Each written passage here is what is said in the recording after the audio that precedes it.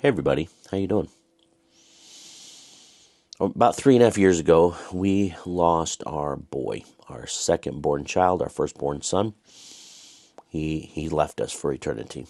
And one of the biggest things of this channel are I would like to give our tools to help us rebuild or restore the paths we walk on.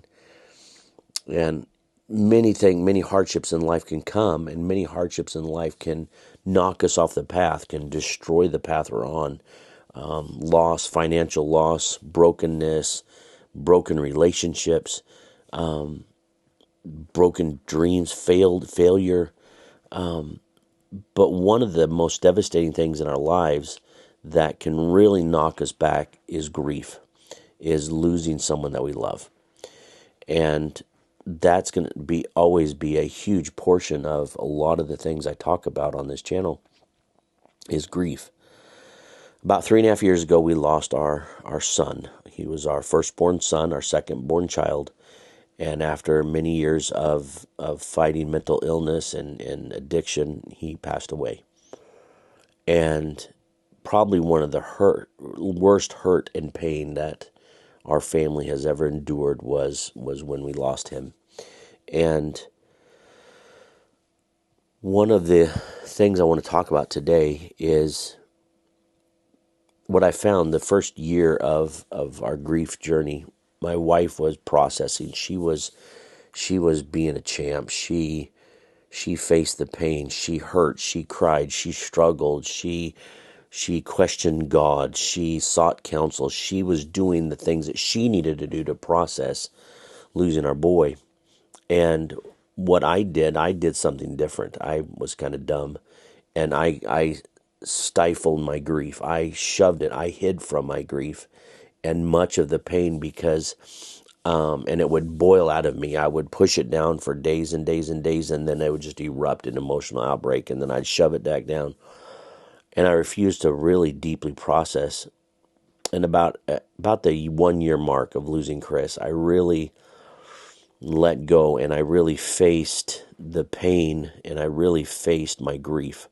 I had been counseled. I have a dear friend that was my primary go-to grief counselor. I talked to him every week. I still talk to him every week, not just about grief, but about other things in life. And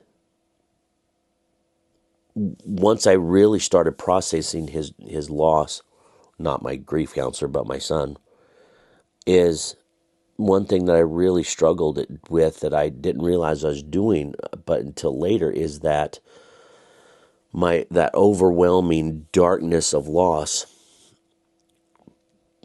made me, or I became so consumed with my losing him that I almost started to block out those that I still had. I almost had a natural tendency to kind of push back into the shadows the ones that were still living and hurting with me, and solely focusing on the loss of the one. And so I was shutting out dealing with the ones that I still had and loving them and having them and keeping them, investing in them. And I became overly focused on the loss. And I know it's a natural reaction. It just happens. And it took me a while to see that through different things happening in my life, that I slowly was pushing those away. And I remember one thing my wife and I did when we first lost Chris, is some friends of ours, they led my wife to a podcast that was solely focused on parents who had lost children. And every episode was them interviewing people that had been through the grief program, of people that had lost kids from different ages, from babies to older children to adults, all different walks of life, all different groups of people. And one episode that my wife and I were listening to, and it struck me really deeply, was that there's such a high percentage of marriages that fail after child loss. It's a huge percentage, just a crazy number. I don't remember what it is. I probably should have looked it up before I started recording. But there's this huge percentage of divorces and separation happen, of relationships falling apart after child loss.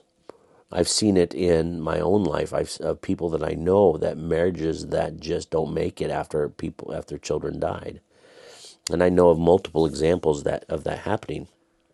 And while our son's loss was tragic and horrible and deeply hurtful, if I wasn't careful, I was going to allow my losing my boy to come between my relationship, my wife and I was going to allow my losing my boy to come in between me and the other 3 children that my wife and I have.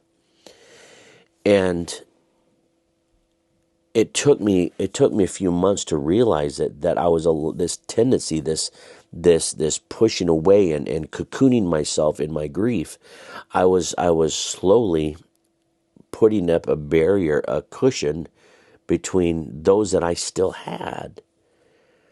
And it took me a little bit, but then I realized what I was doing, and I started building in principles and actions to make sure that I didn't do that. I started building things in my life to make sure that I didn't fall into the habit and I didn't fall into the trap of pushing away those that I still have, because I was so consumed with my grief. And so there was a few things that I did. Is first thing I did was I made sure that I deeply grieved Christopher, that I remembered my love for him. I remembered the stories. I remembered the things he did. I remembered his life. 23 years, a few of them hard, but 23 years that I got to spend with my boy. But while I was doing that, I also made it a conscious decision to remember and the love I have for my wife, for my daughter, for my son, for my youngest daughter.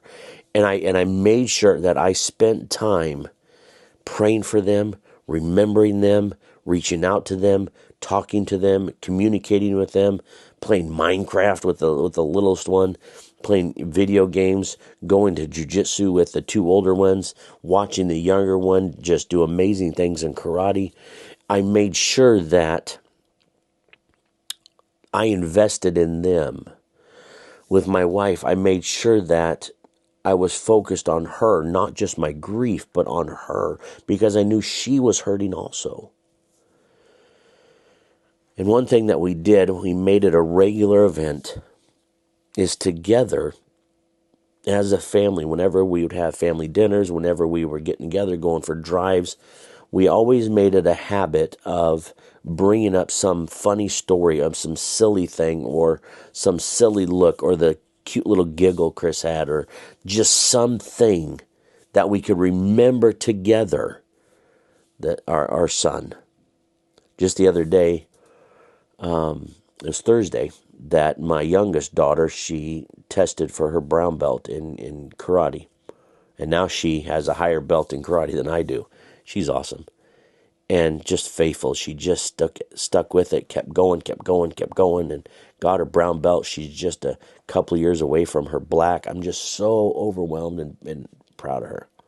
And as we always have done in tradition, we always take a picture of all the family and with our karate instructor. We've done it forever. We did it back when we were doing Taekwondo back in Michigan 8,000 years ago. And that's always been, in fact, I sent Micah a bunch of pictures, and she put together this cute little TikTok video, a little collage with this cute little fighting song in it from Jalen when she was just like a foot and a half tall to now she's this almost 17-year-old young woman that can kick people's rear end without even breaking a sweat. But we had this picture taken it was me and my wife and our karate instructor and Jalen and Josh, and we were all, and of course Josh and I were in our jiu-jitsu uniforms because we jumped in and helped during the testing. It was great. It was a great time. But I remember when we were looking back at the pictures, I pulled up a picture, and my wife, the look on her face was identical to our son Christopher. And I was looking at that, I went, that's so cool. And we had that togetherness as a family, and I put it on our family group chat that we have a texting chat. And I said, holy cow, Mom and Christopher look exactly like in that picture. And, but we learned to do things together to remember. Every year on his birthday, we always do something special to remember him. I mean, one year, the first year on his birthday, a couple years before Chris passed away, one of his favorite actors is Nicolas Cage. And I remember he goes, Dad, Mom, I was talking just like him. He goes, I got the greatest idea. What if they made a Nicolas Cage movie where Nicolas Cage played Nicolas Cage in a Nicolas Cage movie? And, we just thought that was the funniest thing and so silly. And then right after he passed away, they came out with a Nicolas Cage movie where Nicolas Cage was playing Nicolas Cage in a movie. And so that first year on his birthday, what did? We watched that stupid Nicolas Cage movie and laughed and told funny stories. The second year, we all went out to Mexican food and we spent time going around the table just telling stories and funny jokes. And even today, whenever the family's together, whenever we go somewhere, we're in the car, we always take time to mention something about Bub. It's what we do because we want together to remember together. But we also talk about John, and we talk about Tu, and we talk about Jay, and we talk about Mom, and we talk about but we intermingle it, but we make sure that Chris stays alive in our home and in our relationship, but we make it part, we do it together. Because I don't ever want to shut out the living in order to grieve the dead, to try and hold on to the memory. But I bring the living into that memory of the one that we lost. And then we keep making new memories, while still churning and loving and remembering the one that we lost. I hope that was a help to you. Don't shut out the living while processing the loss of the one you lost. Because that's how relationships break. But you need each other. You need to work on those things together. Remember them together. Grieve together. And I think it'll be a big help to you. We'll talk to you again soon. Bye-bye.